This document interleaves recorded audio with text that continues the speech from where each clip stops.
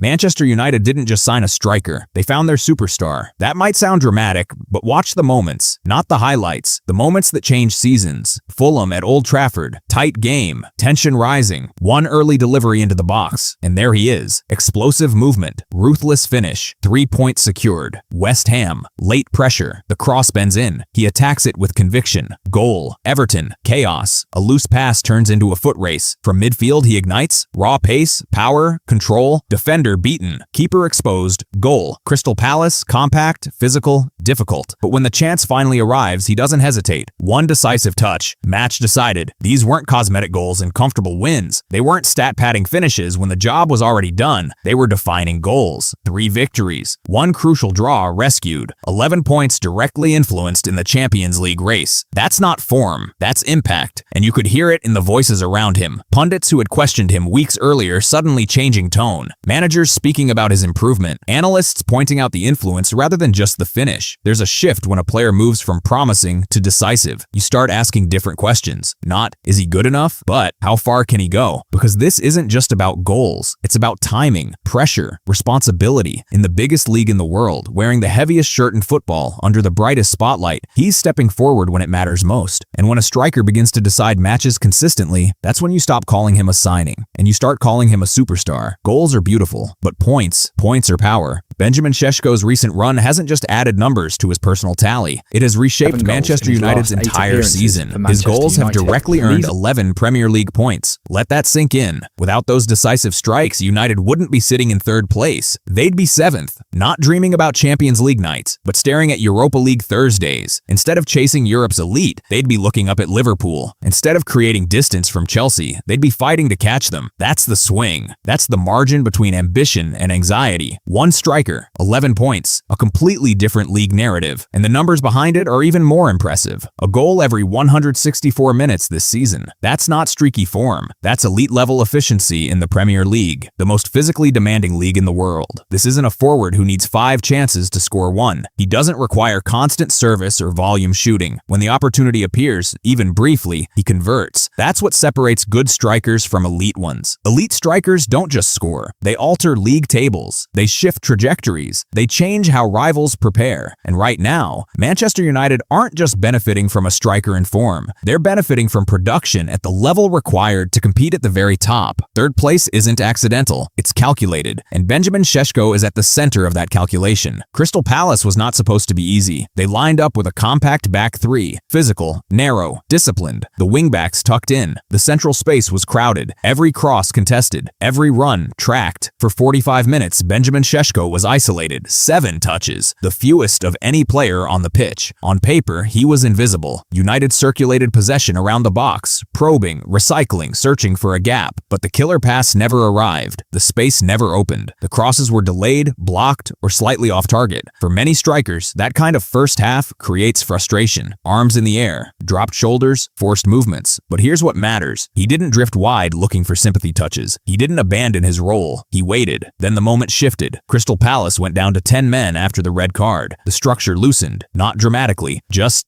slightly. And against a striker with instinct, slightly is enough. Šeško sensed it immediately. When Bruno Fernandes shaped to cross, he attacked the near post with aggression. Not jogging, not hoping, attacking. He stepped across his marker, dipped low, created half a yard of separation, and powered the ball into the net. That wasn't luck. That was striker timing. That was hunger. That was understanding where the smallest weakness would appear. And this goal carried extra weight. He didn't do it as a late substitute coming on against tired legs. He did it as a starter. After 65 minutes of graft, physical duels, limited service, and patience. Psychologically, that changes everything. It proves he doesn't need chaos to influence games. He can endure quiet phases. He can survive tactical isolation. And when the opportunity finally arrives, he's ready. 7 touches in the first half. 1 decisive touch in the second. That's the difference between involvement and impact. And elite strikers don't measure games by how often they touch the ball. They measure them by when they strike. The story of a superstar is never built on success alone. When RB Leipzig agreed to a €76.5 million